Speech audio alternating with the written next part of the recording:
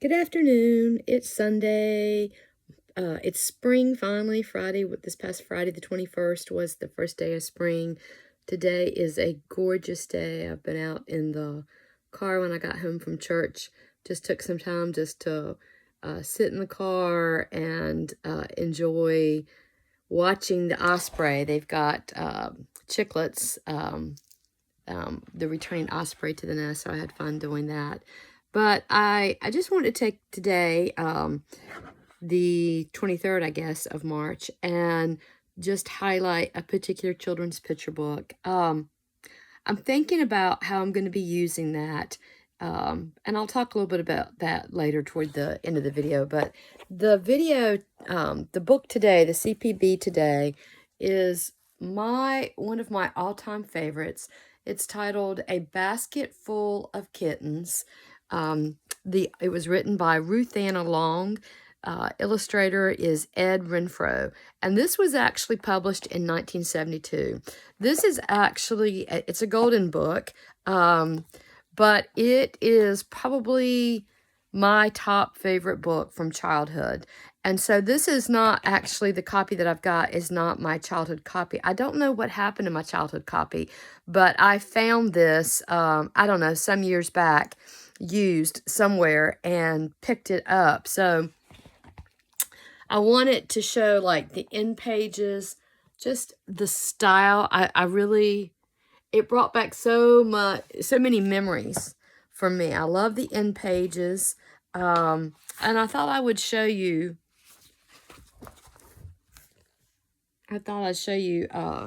more of the book. So, and maybe talk a little bit about why I love it so much and why I think I loved it then.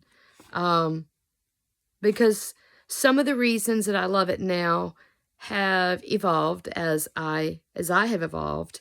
But I can really remembering loving it. So, just as a child. So Ellen is the little girl here. And she is spending the summer with her grandmother. So look at the bow. During the 70s, I can remember my mom putting bows in my hair that matched or coordinated with my outfit. And I even love the little touches like the lattice under the porch. We didn't have lattice under our childhood porch, but my neighbor, Annabelle and Elam, had some lattice work around they were in a brick home, but they had some lattice around her little flower beds. And they're just a lot of things here.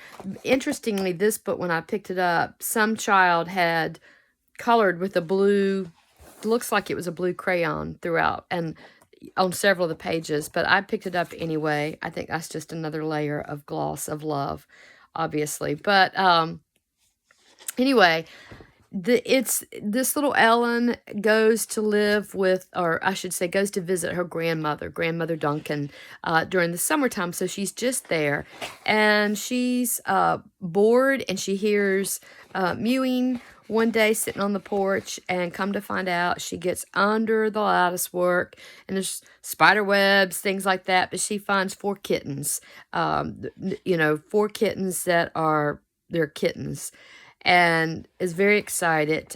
She names them, each one of them, very carefully, and tells her grandmother.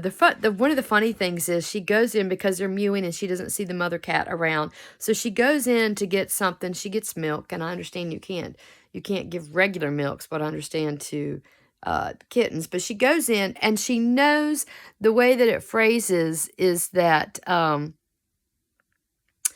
she says, Ellen didn't know how she knew, but she was quite certain that her grandmother wouldn't like the idea of 4 kittens under the back porch. So her grandmother, she takes the milk out and is pouring it into her favorite blue bowl, and her grandmother walks in and asks her what she's doing. And so somehow she knows, so she pretends, she says, oh, I've been playing, like I'm a cat. She gets down on all fours and starts lapping up the milk. And her grandmother's dog, Bon, which a little French poodle dog, is curious about what Ellen is doing. I just love that somehow Ellen knew that her grandmother would not want these kittens, but her grandmother was very wise and so realized and said, Ellen, have you found, some kind of kitten? Have you found a kitten here? What's going on? And Ellen, a big tear comes down her face. Look at this illustration here, where grandmother is petting her, and she tells her the truth. And so the deal is Ellen begs to keep them if her grandmother will let her keep them there, and she will find homes for them. So a promise is a promise. So her grandmother says, okay, you've got to find homes by the end of the summer.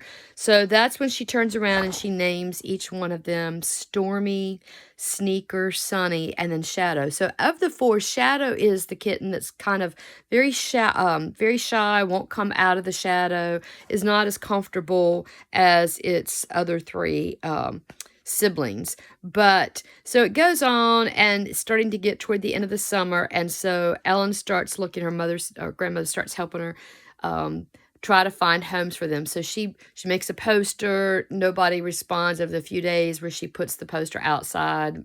And so her grandmother makes a list, and she takes they take this basket that they've got, and they line it up nicely and put the kittens in there and put a bowl in the basket. So she walks around to the people in the neighborhood that are on this list that her grandmother's made, that she thinks that she might have a chance at giving the kittens away. And it's funny what happens. Like, the very first person that she takes it is a Miss Johnston, who teaches piano. And I think one of the reasons that I love this, that there are just so many things that reminded me of things in my childhood. So she goes in, of course the kittens get out of the basket and make a mess, and Miss Johnston's teaching, and she's like, pack them up, they've got to go, you can't, no.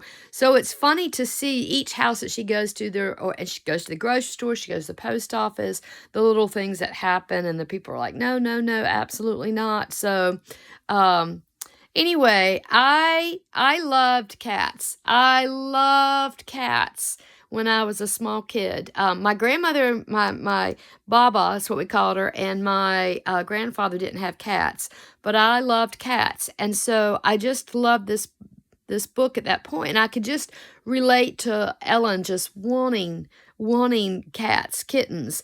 In fact, my very first cat, I think I was in first grade when I got her, a tabby that came up, and at this point, I had that book because I was born in 1967. And so I just wanted kittens more than anything else. So this cat that came up, and I'm not sure exactly where it came from. I'd have to go back and ask my dad if he remembers, but I don't remember the going off and getting it. I think it came up as a stray, but it was a tabby, a gray tabby, and I thought that if I didn't quite understand the name thing, but I wanted kittens so bad. So I thought if I gave that cat a female name, it would mean that it would have kittens. That was the logic of a first grader. So I named the cat Candy, even though later on we figured out when we took to the vet that this was not, it was not a female cat. In fact, it was a male.